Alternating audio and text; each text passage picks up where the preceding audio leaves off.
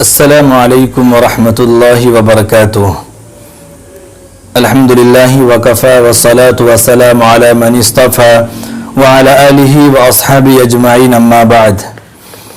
عزیز دوستو اور میرے ایمانی بھائیوں، الحمدللہ ہم لوگ مسلمان ہیں۔ اللہ تعالیٰ نے ہمیں ایمان کے ساتھ دنیا کے اندر پیدا کیا، اس پر اللہ تعالیٰ کا جتنا بھی شکر ادا کیا جائے بہت کم ہے۔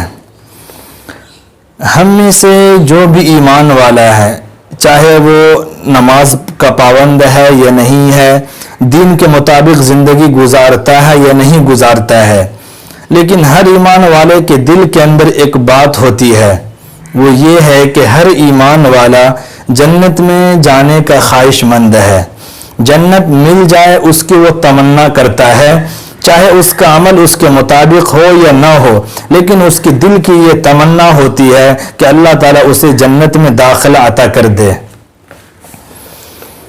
اللہ کے نبی صلی اللہ علیہ وسلم نے فرمایا، ترمذی شریف کی حدیث ہے، حضرت ابو سعید خدری رضی اللہ تعالیٰ عنہ بیان کرتے ہیں کہ اللہ کے نبی نے فرمایا، جو آدمی 3 کام کر لے اس کے لیے جنت میں داخلہ آسان ہو جائے گا۔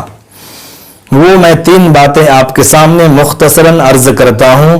اللہ تعالی ہمیں اور آپ کو ان باتوں پر عمل کی توفیق عطا فرمائے۔ نبی نے فرمایا، جو آدمی 3 کام کرے اس کے لیے جنت میں داخلہ آسان ہے۔ نمبر 1، من اکل طیبا، جس کا کھانا پینا حلال ہو، جو حلال کمائی حاصل کر کے حلال لقمہ ہی کھاتا ہو اور حرام کمائی سے اپنے آپ کو بچاتا ہو۔ تو پہلا کام حلال کمائی۔ قرآن پاک میں جا بجا بے شمار جگہ اللہ تعالیٰ نے مسلمانوں کو، ایمان والوں کو حلال کمائی کرنے کا حکم دیا ہے اور حرام سے بچنے کا حکم دیا۔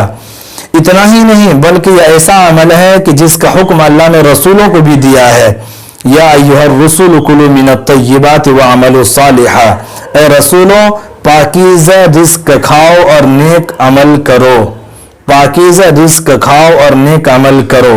رسولوں کو یہ حکم دیا گیا ہے کہ وہ بھی پاکیزہ رزق کھائیں۔ وہی حکم ہر ایمان والوں کو ہے کہ حلق سے نیچے اترنے والا لقمہ کو پاک رکھے، حرام لقمہ اندر نہ جانے دے۔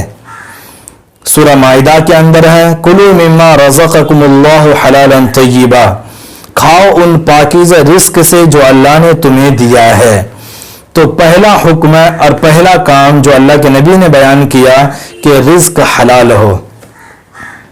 ایک صحابی ہے حضرت سعد بن وقاص رضی اللہ عنہ، وہ اللہ کے نبی کے پاس آئے اور عرض کرنے لگے، اللہ کے نبی آپ دعا کیجئے ہمارے لیے کہ میں مستجاب الدعوات بن جاؤں۔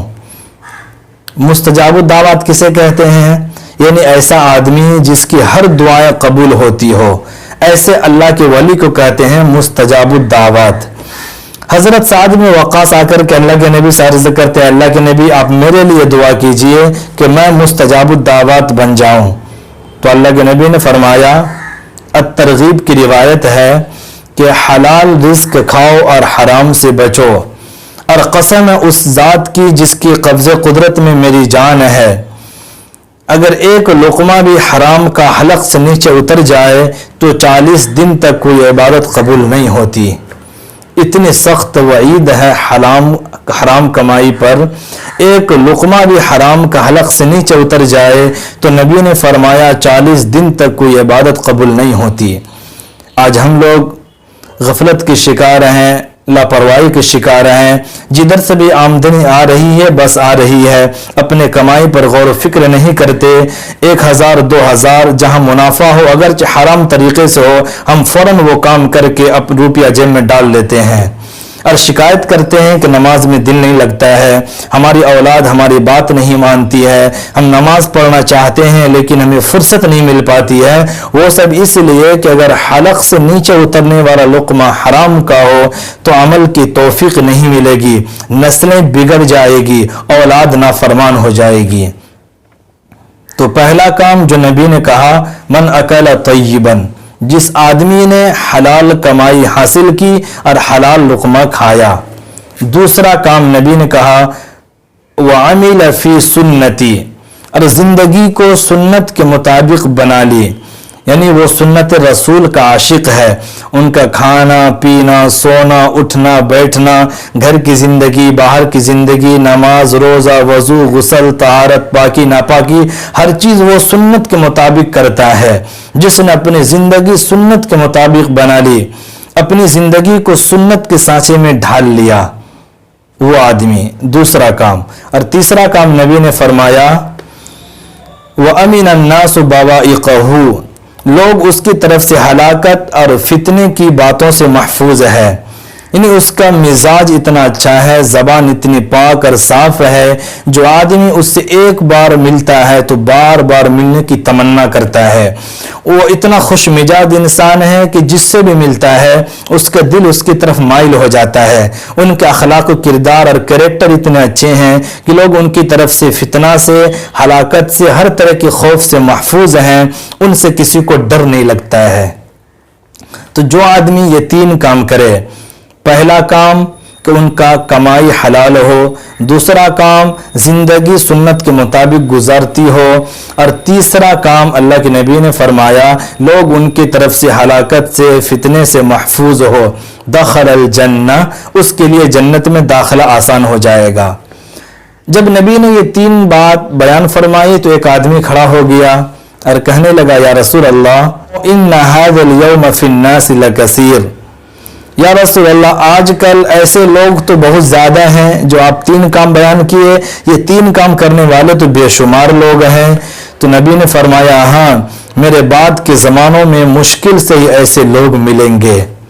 ذرا سوچئے وہ کتنا پاکیزہ زمانہ ہوگا نبی کا، صحابہ کا، کہ جب نبی نے یہ تین کام بتایا، حلال کمائی کرنے والا ہو، سنت کے مطابق زندگی گزار رہا ہو، اور لوگ ان کے طرف سے ہر فتنے سے محفوظ ہو، تو صحابی کھڑا ہو کے کہنے لگا ایسے کام تو کرنے والے بے شمار لوگ ہیں. اللہ اکبر. اور آج کے زمانے میں مشکل سے ایسے لوگ ملیں گے.